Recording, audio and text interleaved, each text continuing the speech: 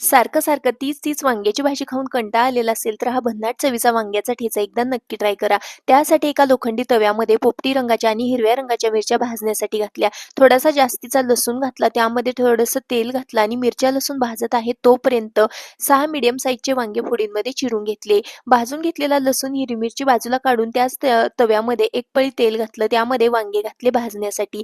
चवीकरता मीठ घातलं. झाकण ठेवून ही वांगी छान अशी वाफवून घ्यायची आहेत. तोपर्यंत लसूण, हिरवी मिरची, थोडंसं जिरे घालून छान असं जाडं-भरडं वाटून घेतलं.